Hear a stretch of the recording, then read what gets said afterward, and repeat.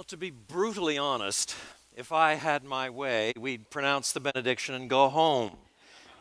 It was a wonderful address, wonderfully moving, and you have the heart of just about everything that's really important right there. So I'm sort of a scholarly footnote. Nevertheless, I remain profoundly grateful to the Henry Center and the other sponsors for this evening. It's always an enormous pleasure to work with John, and I'm frankly humbled to see so many people turn out for a rather esoteric topic. To prove how wonderfully I can mangle the most elementary homiletical principles, I shall proceed with an introduction divided into 5 parts and a main body with an apostolic number of points. Now my footnote. For my purposes, I will not count Paul, so there are only 12 points, not 13.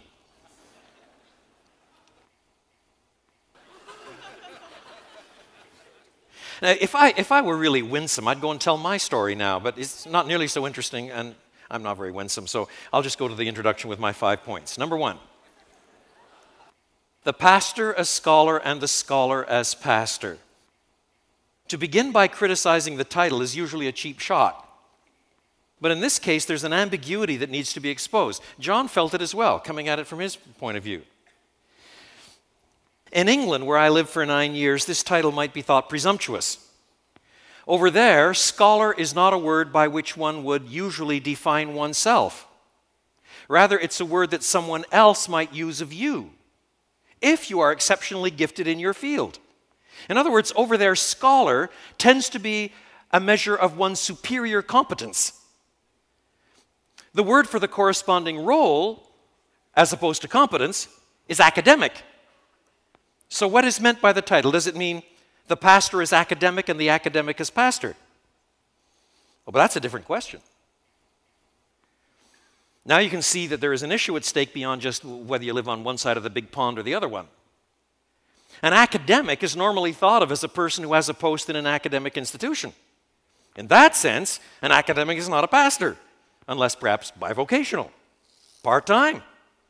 Conversely, a full-time vocational pastor is not an academic, no matter how many PhDs he's got, except perhaps in the sense of offering some part-time courses in an academic setting. Immediately, the discussion becomes still more complicated when one recalls how some larger churches, not least Bethlehem Baptist Church, where John Piper serves, begin their own parallel training schools. In this case, the Bethlehem Institute. Is this department, this institute, rightly called an academic institution? If so, when we speak of academic pastors or pastor academics, must there be some kind of institutional affiliation for the categories to take on meaning? Do you see, I'm getting confused. This is what scholars do. And then we write up a big footnote and explain how the question needs to be reformulated.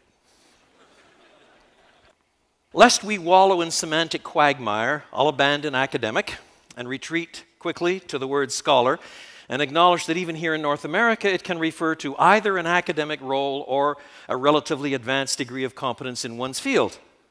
The title may sound self-promoting to British ears, but the lovely ambiguity means that when we talk about, say, a pastor-scholar, we're not reduced to talking about institutional affiliations and the like, but about pastoral work in the framework of rather more advanced technical competence than is customarily the case, something like that. A competence that may or may not have an institutional connection. That's my first introductory point. Second, this is the time, I think, to recognize that God assigns hugely different gifts, so that one of the things this evening must not do is give the impression that there's only one legitimate path to working out pastoral and scholarly vocations, or that we all have to be scholars in some sense as well as pastors. Arnold Dallimore was a Baptist pastor who took theological training with my dad. That's a long time ago. His only degree, his terminal degree, was a BTH, a Bachelor of Theology. For 40 years, he served one small church in a small Ontario town, the town of Cottam. Small Baptist church for 40 years, the only church he ever served. But nevertheless, he also set himself the task of mastering all the material that has ever been produced on George Whitfield. He devoted summers to going to Britain looking up archival material, learned how to handle libraries. It became a hobby, a challenge, a life goal. And more than 30 years later, he produced the magnificent 2-volume biography of George Whitfield. I don't cry very easily. But although that book is massively footnoted, he found archival material that nobody had ever seen before, lost away. He kept hunting it down. He picked away. Nevertheless, again and again, as I read that biography, I cried and said, do it again. Do it again. Now, he was a pastor-scholar. Or was he a scholar-pastor? I don't know. He was a Baptist pastor in a small town.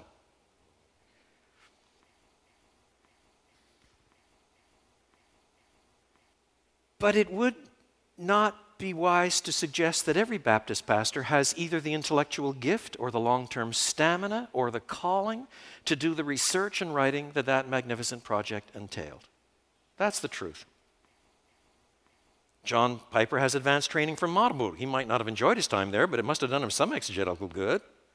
He's even been known to write poetry in German. His latest book is Velvet Steel. It's a book of love poems to his wife. One of them is in German. It's wonderful.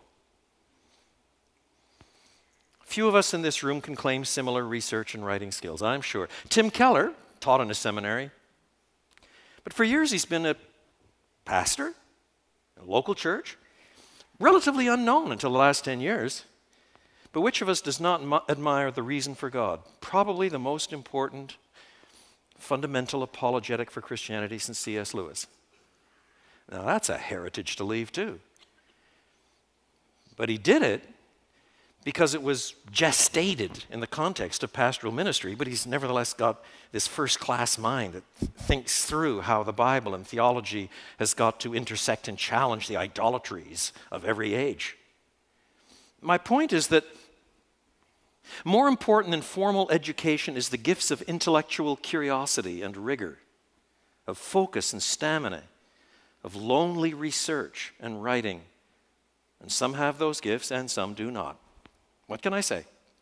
There are some people that are far, far, far more gregarious. It makes no sense to pretend that you're something you're not. It makes no sense at all to think that a certain set of gifts is superior to another set of gifts. God distributes them wisely. There are some pastors whose gifts of gregariousness and friendship and open-handedness in the context of motorcycle gangs beats mine hands down. I ride a motorcycle, but I just don't have that degree of gregariousness. I just don't. I just ride my motorcycle. Number 3.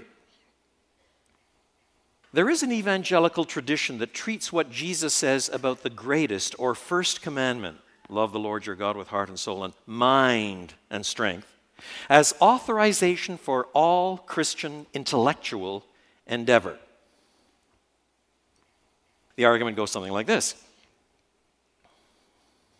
Hear, O Israel, the Lord our God, the Lord is one. Love the Lord your God with all your heart and with all your soul and with all your mind and with all your strength. Now, here surely is a dominical mandate for evangelical scholarship. Well, yes and no.